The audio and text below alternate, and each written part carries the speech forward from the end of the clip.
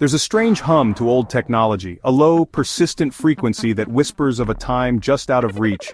Think of the grainy fuzz of a VHS tape, its colors bleeding at the edges like a fading memory. The hollow echo of a public service announcement from a forgotten decade, its cheerful tone now sounding sinister.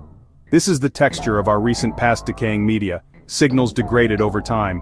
These artifacts should be inert relics, yet they possess a strange agency, unsettling us in ways modern clarity cannot.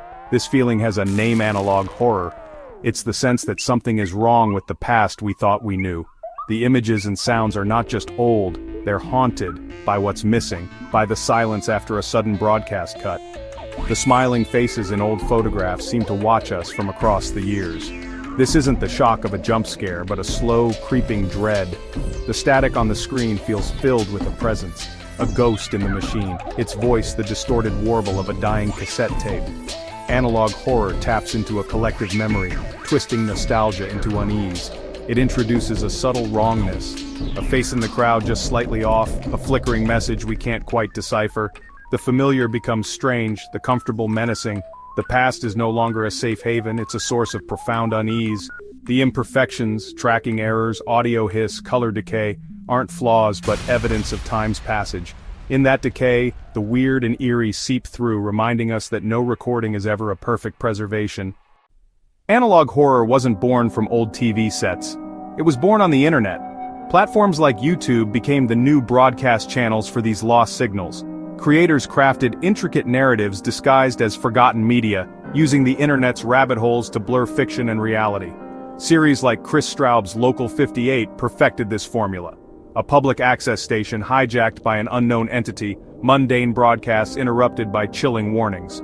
The horror came from the plausibility. The monster was the signal itself. Alex Kister's The Mandela Catalogue took it further, using VHS training tapes to explore a world infested by doppelgangers. Horror is delivered through grainy, distorted footage, religious programs, public safety announcements, home videos, all subtly and terrifyingly altered.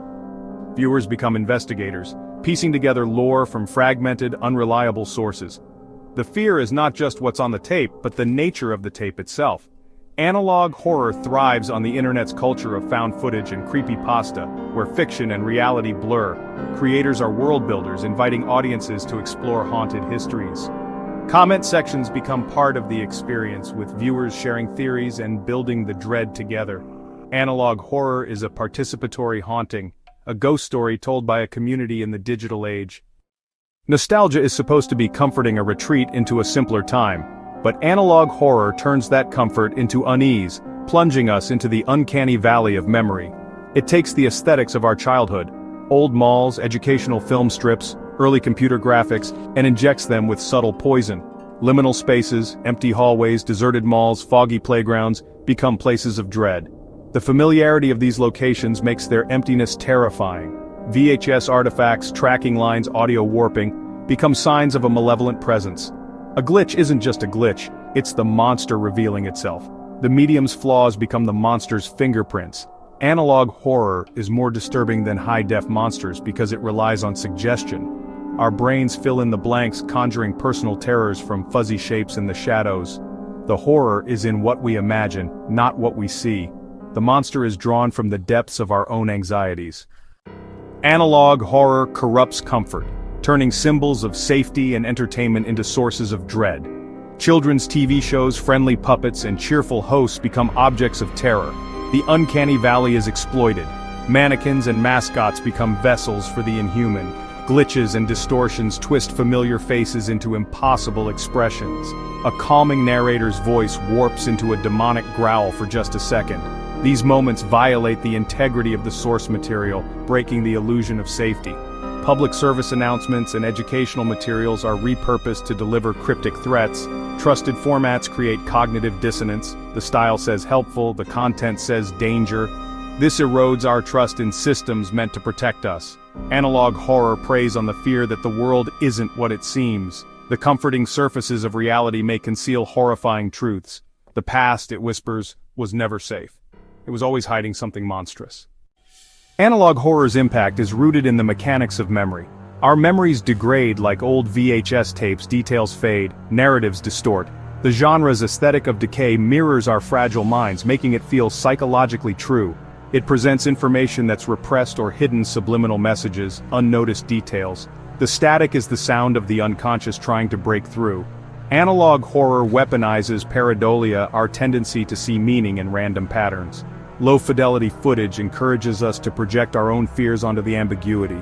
The terror is collaborative, the artist provides static, we paint the monster. The structure of analog horror simulates traumatic flashbacks, sudden cuts, distorted sounds, fragmented narratives. It disrupts passive viewing, putting us in a state of hypervigilance. Analog horror doesn't just tell a scary story, it recreates the psychological state of being haunted. Analog horror is wildly popular with Gen Z, a generation raised on digital clarity, not VHS static. For them, the analog era is a historical artifact, not a lived memory. Its foreignness is the point the past becomes a dark fantasy, setting a canvas for collective myth-making. Creators and audiences invent a haunted version of the past together. The themes resonate with modern anxieties, misinformation, institutional distrust, digital surveillance. The paranoia of analog horror feels relevant in a world of deepfakes and conspiracy theories. The format fits modern habits, short, cryptic episodes on YouTube and TikTok. It encourages participation, viewers dissect clues, build theories, and form communities. This is an interactive, ongoing puzzle, not a passive experience. For a generation raised on games and online communities, analog horror is more engaging than traditional film. It invites them to become part of the story, piecing together the terrifying, fragmented truth. Analog horror holds a cracked mirror to our anxieties, teaching us that nostalgia can hide darkness. The comfort of the familiar is dismantled, replaced by the sense that our memories, and the media that recorded them, are corrupted. The ghost isn't in the attic. It's in the tape, humming with low-frequency terror. This horror bypasses jump scares, targeting the foundations of perception and memory. The static becomes a metaphor for the noise in our minds, the repressed truths lurking just out of sight. For a new generation, analog horror is an allegory for the present. Distrust, misinformation, and surveillance. It proves horror is adaptable, finding new language to express current anxieties. Sometimes the most terrifying things are not ancient monsters but the ghosts of a future lost in yesterday's static.